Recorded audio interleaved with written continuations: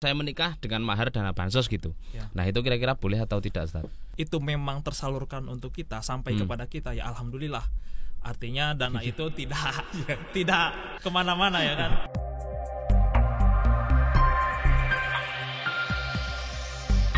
Assalamualaikum warahmatullahi wabarakatuh. Kembali lagi di Mina Studio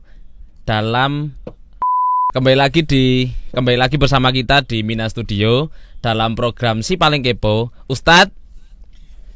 Nah, itu memang bantuan dari kru. Oke, pada kesempatan kali ini kita sudah bersama Ustadz kebanggaan kita semua, sang pencerah kita. Assalamualaikum Ustadz Ilham. Waalaikumsalam. Alhamdulillah sekali kita dapat berjumpa kembali di channel Mina Studio ini, dan dalam kesempatan kali ini saya akan sedikit memberikan pertanyaan gitu, karena kan dalam kasus ini itu kan ternyata itu banyak gitu kasus-kasus anak-anak muda yang lucu-lucu gitu. Dalam perjalanan saya ke sini itu saya menemukan beberapa berita gitu. Salah satunya adalah bahwa tingkat gagal menikah atau pernikahan yang gagal itu salah satunya dikarenakan faktor ekonomi. Nah, kemudian dari hal itu tiba-tiba itu di akun Instagramnya Mina Studio yang sudah ribuan itu followernya. Sombong amat. Ya, mohon maaf agak sombong ya. Itu muncul DM yang menanyakan kira-kira boleh nggak sih menikah dengan dana bansos gitu. Misal saya nih dapat bansos, kemudian karena saya nggak punya apa-apa yang lain, terus habis itu saya menikah dengan mahar dana bansos gitu. Nah, itu kira-kira boleh atau tidak, Ustaz? Nah, dana bansos, dana sosial bansos dari pemerintah dan sebagainya, kalau itu memang tersalurkan untuk kita sampai kepada kita, ya alhamdulillah. Artinya dana itu tidak kemana-mana, ya kan. Tidak menjadi beasiswa para anak-anak pejabat, tidak menjadi barang haram lah ya. Kalau dana itu memang sampai kepada kita dan memang nilainya juga sesuai dengan hak kita yang kita harus dapatkan, tidak mengapa mungkin ya untuk dimanfaatkan segala macam. Untuk modal usaha boleh, untuk dikonsumsi sendiri boleh, termasuk untuk mahar. Karena pada prinsipnya di dalam Islam, misalkan di dalam Quran surat An-Nisa itu ditekankan wa atuhunna ujurahunna bil ma'ruf. Artinya mahar itu untuk diberikan kepada perempuan itu sesuatu yang baik. Kalau misalkan dana bantuan sosial itu mungkin misalkan berupa kardus mie goreng misalkan, atau misalkan sembako dan sebagainya, ya kasihkan saja. Tapi satu pertanyaan saya, apakah perempuannya bakal nerima atau tidak? Dikasih kardus saja misalkan, kardus sembako, apakah bakal nerima atau tidak? Itu terserah nanti di perempuan. Oh, jadi prinsipnya sebenarnya boleh ya, Ustadz. Tapi kan nanti jadi agak lucu ya. Jadi kayak di sini ada pengantin, di sini penghulu, tengah ini ada minyak, ada agak aneh ya. Tapi itu nggak apa-apa ya berarti? Tidak apa-apa, karena itu dalam prinsip agama memang mahar itu harus sesuatu yang ma'ruf. Kalau misalkan sampean ingin mengasih mahar itu berupa misalkan ya lumpur lapindo misalkan, itu tidak boleh. Karena bukan ma'ruf. Itu tidak ma'ruf dari segi agama, dari segi kesehatan dan lain sebagainya. Itu tidak bisa juga. Segi kebijakan juga tidak bisa. Ya, itu makanya tidak bisa. Prinsip mahar itu yang ma'ruf, yang baik. Oke. Nah, berarti syarat-syarat sebenarnya itu kan hanya untuk mahar gitu ya. Tapi kalau semisal konteksnya kayak persiapan orang itu idealnya menikah, itu seperti apa dalam hal finansial gitu?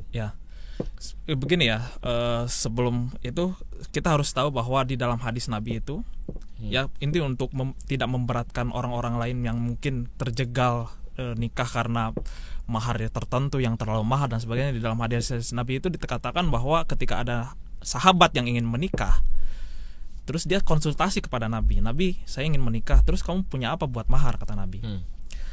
Saya punya sarung, kata dia. Sarung mungkin ya jangan kita bayangkan sarung sekarang ya, mungkin selendang lah ya. Ya udah kasihkan aja sarung, kata Nabi. Kalau nanti saya kasihkan sarung, nanti saya akan tanpa busana, telanjang ya kan. Itu saking miskinnya, kata dia. Kamu pulang dulu, cari di rumahmu ada apa, kalau ada cincin dari besi, cincin besi aja nggak sekalian nggak apa-apa. Dia pulang nyari, nggak ada apa-apa. Habis itu balik ke Nabi. Nabi, saya memang miskin, nggak punya apa-apa. Kata Nabi, terus kamu punya apa? Saya punya hafalan. Nah kata Nabi, ya udah kamu hafalan Quran aja. Nah misalkan kalau sampean suatu hari nanti pulang ke rumah, tidak ada cincin dari besi, cuman ada satu sarung, kemudian sampean ingin melamar seseorang, ya udah baca aja Nun wal qalam wa masturun, sah pernikahan tuh. Berarti itu bisa tak benda gitu bisa ya? Iya, misalkan jasa itu juga itu kan hafalan, itu kan hafalan Quran itu sebenarnya properti paling berharga dari kita. Orang hafalan kan bagus, itu bisa jadi properti yang orang yang punya hafalan banyak bisa dapat beasiswa, bisa dibuat mahar. Artinya apa? Artinya punya hafalan Quran itu sebenarnya properti yang berharga bagi kita sebenarnya. Oke. Atau at least kalau misal dia punya hafalan harusnya punya Quran dong. Iya, itu bisa. Ya bisa. Itu bisa juga. Dan bisa. Kalau misalkan bansosnya berupa Quran, ya itu bisa. Oke, jadi memang tidak sulit ya. Dalam artian kita ini sebenarnya bisa-bisa aja gitu menikah dalam kondisi yang gimana aja. Akan tetapi tentu secara agama boleh-boleh saja gitu. Akan tapi kan mungkin secara sosial gitu. Takutnya nanti kalau misal kita tidak menikah dalam kondisi yang siap, proper mental dan finansial, takutnya nanti dalam perjalanan hubungan keluarga itu nanti kan sedikit terseok-seok gitu. Betul. Jadi Nabi memang memudahkan untuk kita menikah, tetapi itu bukan berarti untuk kita agar segera menikah, saling berlomba-lomba untuk siapa paling cepat menikah. Karena di dalam Islam syarat-syarat menikah itu memang ada. Jadi bukan cuman untuk kesiapan ekonomi, bukan cuman kesiapan finansial dan sebagainya, tetapi juga kesiapan mental kita. Apakah misalkan ketika saya mau menikah ya, bapak saya itu bilang, emang kamu udah bisa mandi besar atau belum? Ya itu pertanyaan memang mendasar, memang sedikit mungkin remeh-temeh dan sebagainya, tetapi penting untuk kita mengetahui bahwa ada syarat-syarat tertentu di dalam pernikahan, misalkan tentang pengetahuan nikah itu seperti apa, kemudian mandi besar seperti apa. Tidak mungkin kan sampean tidak tahu mandi besar setelah menikah, kacau nanti. Oke. Berarti pada prinsipnya sebenarnya agama itu tidak mempersulit dalam hal pernikahan. Akan tapi agama juga memberikan batasan-batasan atau indikator-indikator tertentu yang harus disiapkan agar pernikahan itu menjadi pernikahan yang ideal, pernikahan yang baik dan pernikahan yang bermanfaat bagi satu sama lain gitu ya. Ya betul. Jadi ya tujuan kita menikah ya untuk mendapatkan sakinah, mawaddah, warahmah. Kalau tujuan kita menikah hanya untuk memanas-manasi teman seangkatan kita, hanya untuk post di Instagram, WA dan sebagainya, sebenarnya kita sedang jatuh dalam kemudaratan dan jatuh kepada kefasikan mungkin ya. Oke, jadi begitu ya teman Mina, tidak perlu khawatir lagi ketika kita ingin memberikan keputusan-keputusan pernikahan tersebut. Akan tapi ada warning-warning tertentu yang memang harus dipenuhi agar pernikahan itu menjadi lebih baik. Dan untuk teman-teman Mina yang ingin menanyakan lagi, memberikan pertanyaan-pertanyaan yang nyeleneh ataupun yang tidak nyeleneh, itu terserah teman-teman, ditanyakan saja di platform kami di YouTube Mina Studio. Akan kami tampung dan akan kami tanyakan kepada Ustadz, karena saya tidak akan menjawab. Waduh. Gitu. Jadi memang tugas saya adalah sebagai penyambung lidah rakyat. Bung Karno saya. Oke.